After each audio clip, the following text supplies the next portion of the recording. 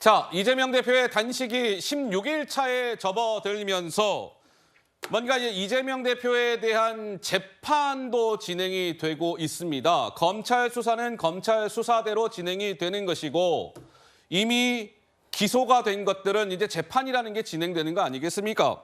그런데 재판 일정에도 차질이 빚어지고 있다. 이 내용인데 지금 보시는 바와 같이 이렇습니다. 지난 8일 날 단식 9일 차였는데 그때는 이재명 대표의 왜 고 김문기 씨 모른다 라고 발언한 것이 허위 사실을 공표한 것이다 해서 선거법 재판을 받고 있는데 그 재판이 열리지 못했습니다. 단식 9일 차였으니까 연기. 그리고 9월 15일 오늘은 원래 이재명 대표의 그 대장동 관련된 혐의와 관련된 첫 공식 재판이 있는 날이었습니다. 그래서 정상적이었다면 오늘은 이재명 대표가 의무적으로 재판에 참석해야만 하는 날이었죠. 피고인 신분으로. 근데 단식 오늘 16일 차. 다음 달 6일, 10월 6일로 저 재판은 일단 미뤄졌어요. 그리고 9월 22일, 그러니까 다음 주 금요일에는 선거법 재판이 또 열려야 하는데 글쎄요, 진행 여부가 불투명하다.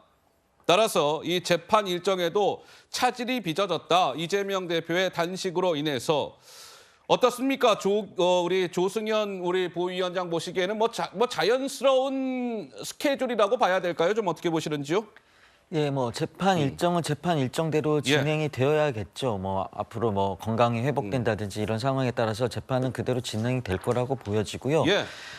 그렇지만 이제 야당 대표로서는 야당 대표가 해야 될 일이 있지 않습니까?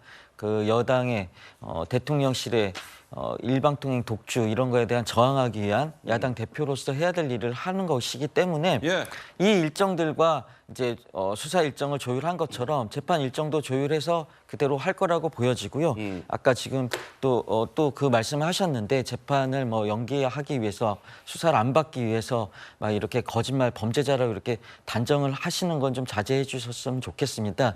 왜냐하면은 그 당시 박근혜 대통령하고 이명박 대통령 말씀하셨는데 그 당시에는 사실 국민 여론이 탄핵이라는 국민적인 판단이 있었기 때문에 사법 시스템에 이렇게 따르지 않을 수가 없었던 거고요. 물론 저도 아쉬운 점은 있습니다. 그 당시 이제 박근혜 전 대통령께서 필요 이상으로 명예훼손을 당하거나 이랬을 때 검찰이 무도한 수사를 하고 피의사실 유포, 그다음에 공무상 기밀 누설 했을 때 그거를 우리가 민주당이 비판해 줬어야지 지금도 이제 비판하는 게 아주 논리적이라고 생각하고 아쉬운 점이 있지만 그 당시 사법 체제에 따르지 않을 수가 없었다고 말씀드리고요. 이재명 대표는 사법 시스템에 저항하는 것이 아니라 사법 시스템에 따른다고 본인이 선언도 했고요. 수사도 받고 재판도 받을 겁니다. 그러니까 범죄자라고 이렇게 단정하지 않았으면 좋겠습니다. 왜냐하면 사법부의 판단을, 재판부의 판단을 받아야 되는 건 범죄자가 되는 거 아니겠습니까? 범죄자로 이재명 대표를 단정하지 마시오. 아니 우리 일반 국민들께서요. 수사받고 기소돼서 재판받잖아요.